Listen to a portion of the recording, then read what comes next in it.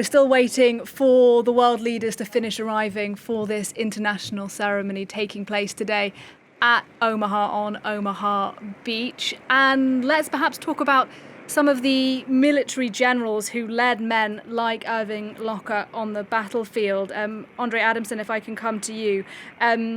Two of the big names that spring to mind, Eisenhower, Montgomery. Tell us a bit about them, perhaps the qualities that they had and how it was that they managed to, lead this group into war. Absolutely. Well, as many will understand, the key importance of a success in military operation is leadership. I'm going to cut you off just for 1 second. Do forgive me. We're just seeing an important modern moment. Volodymyr Zelensky there arriving with Emmanuel Macron on the red carpet.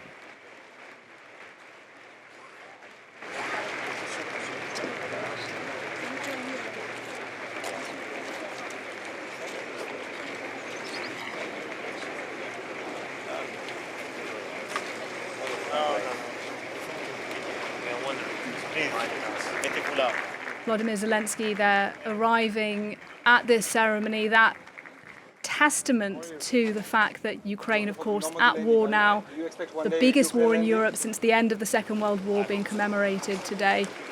Quite a moment there, Zelensky arriving in his trademark fatigues. Vladimir Putin, as we've discussed, not attending the ceremony this year.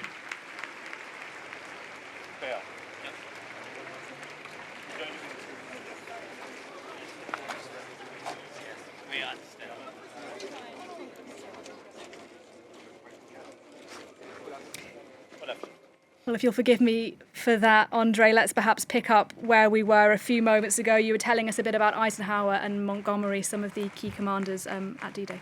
Yeah, thank you. And actually, the timing of that was perfect to see President Zelensky with the leadership he's had to show over the last two and a bit years in this tragic situation in Ukraine.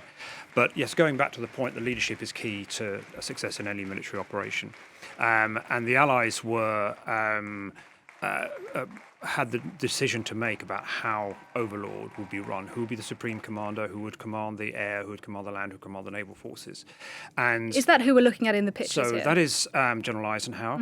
I believe there is a short piece that we could perhaps run before we talk a little bit about the supreme commander himself. Indeed, let's listen to Eisenhower.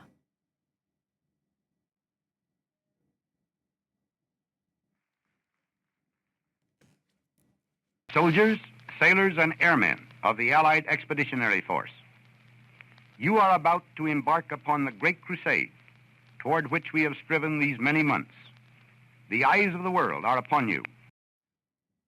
Eisenhower there speaking to the troops, André, and as you were saying, that sort of speaks to some of the qualities that he had as a commander. Absolutely, absolutely.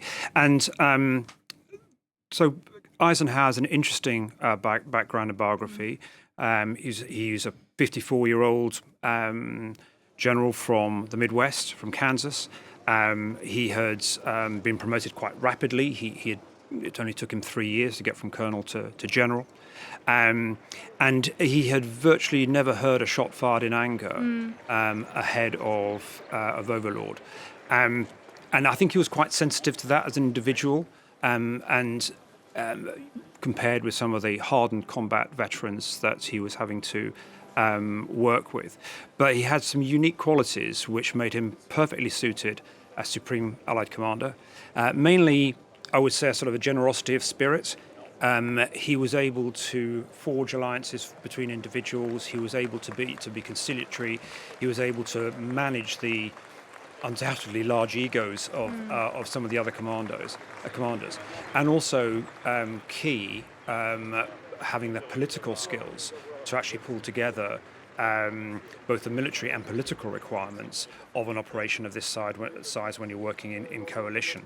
So I think his greatness as a commander is not so much necessarily as a battlefield commander, but as someone who is able to create and sustain that alliances in the face of the pressures that he was under. And it's also worth knowing that he, in his pocket, he carried a letter which he had written to the President of the United States, which in the case of failure Overlord, and actually the Allies being pushed back into the ocean, he would have submitted to the president and to Churchill, saying, I take full responsibility for this. And he carried that around with him. So this, from his perspective, he wasn't overconfident, and he realized what a difficult operation it was. But he was certainly the ideal man as Supreme Allied Commander, and of course he went on to be US President subsequently.